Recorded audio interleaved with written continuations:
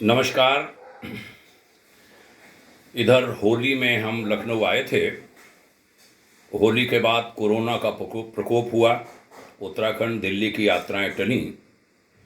लखनऊ में रुकना पड़ा। इसी दौरान चुनाव भी हुए। उत्तर प्रदेश में ग्राम पंचायतों, क्षेत्र पंचायतों और जिला पंचायतों के चुनाव हुए। उधर पश्चिम बंगाल सहित 5 राज्यों में विधानसभाओं के चुनाव हुए। सारे परिणाम अभी 2 मई को आए। प्रधानों में अधिकांश युवा आए हैं।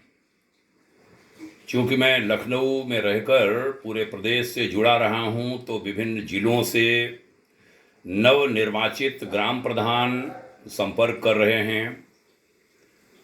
जो ये संक्रमण का काल है, उसमें कैसे करें, ग्राम सभाओं को कैसे मजबूत करें, इस बारे में भी बातचीत कर रहे हैं।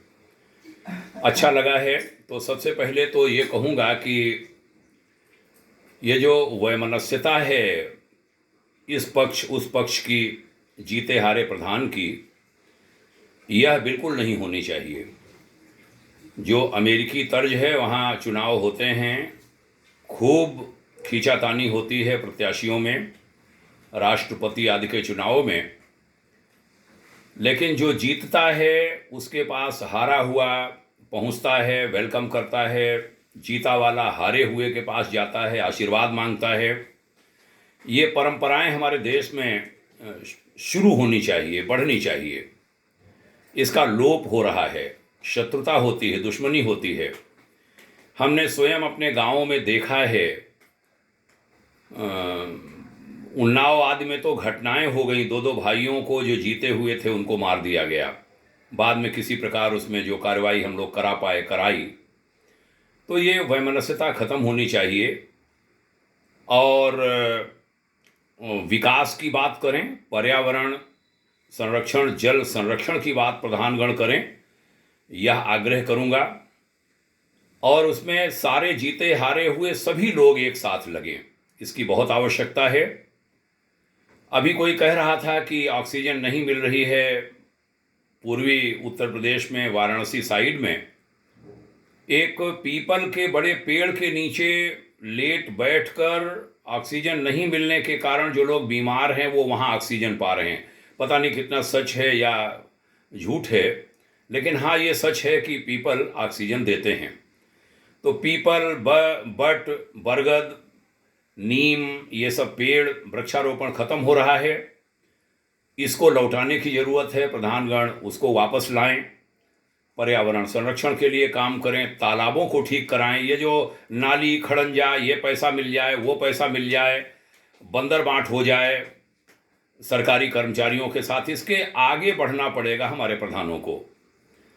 और इस दिशा में कुछ युवा प्रधान सोच रहे हैं। हमारे स्वयं के गांव में एक युवक ने पिछली बार हारने के बाद, मैं तो कहूँगा, एक ग्राम में साधना की उन युवक ने। और अच्छा लगा कि उनके द्वारा समर्थित व्यक्ति आए हैं और विकास की उनकी सोच है। तो ऐसे कम से कम 1 दर्जन नवनिर्वाचित ग्राम प्रधानों या उनके मार्गदर्शकों ने संपर्क हमसे किया है कि हमारे गाँव का मार्गदर्शन कीजिए और वो गाँव अच्छे बने। तो भाग्योदय फाउंडेशन जितना बन पाएगा मार्गदर्शन करेगा, जहाँ पर जो सहयोग हो पाएगा करेंगे। इस दिशा में आगे बढ़ें। सरकारें भी अच्छी पंचायतें हैं उनको प्रोत्साहित करें।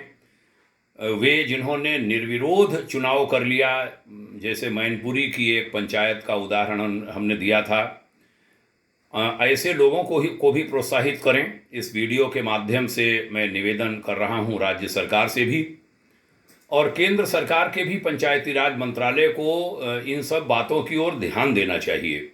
ये एक अच्छे काम होंगे। अंत में एक बात और कहूँगा कि गाँव के मामले गाँव में ही निपटें, उसके लिए ग्राम पंचायत तो है ही। न्याय पंचायतों की व्यवस्था आज शासन का, केंद्र सरकार का आदेश होते हुए भी न्याय पंचायतों की अवधारणा ही खत्म हो गई है। खासकर यूपी में, बिहार में सुना है। तो उसको भी लौटाया जाए। तीसरी सरकार अभियान के स्वजन इसमें लगे हुए हैं। और न्याय पंचायतें जीवित हों, ग्राम पंचायतों के सारे विवाद न्याय पंचायतों में निपटें। और हम लोग छोटे थे उस समय, हमें मालूम है बहुत सारे मामले वहीं पर निपट जाते थे जो ज़िले में नहीं आते थे, न्यायालयों में नहीं आते थे। बहुत सारी चीज़ें जो की जा सकती हैं वो हो नहीं पा रही हैं, दुर्भाग्य है। और इस समय की सरकारें, जिनको कहा जाता है बड़े अच्छे सोच के साथ सरकारें आई थी, उनके उसमें भी सुनवाई हो नहीं पा रही है। वह चीज़ें लौटें और इंडिया का नहीं, भारत का विकास हो, और भारत के विकास की बात सोचने लगे तो वास्तव में फिर सरकारें भी अस्थायी होंगी और देश भी विकसित होगा। तो बहुत बहुत मंगल कामनाएं कहता हूँ। विशेष रूप से ग्राम पंचायतों में जो नवनिर्वाचित प्रधान हैं, पंच हैं, क्षेत्र पंचायतों के मेंबर्स हैं, जिला पंचायतों के मेंबर्स हैं, जिला पंचायतों के अध्यक्ष हैं, ब्लॉक प्रमुख हैं, प्रधान हैं, सभी को हमारी बहुत बहुत बधाइयाँ। संपूर्ण उत्तर प्रदेश के सभी नवनिर्वाचित स्वजनों के लिए बहुत प्रणाम, शुभकामनाएं। ओम शांति।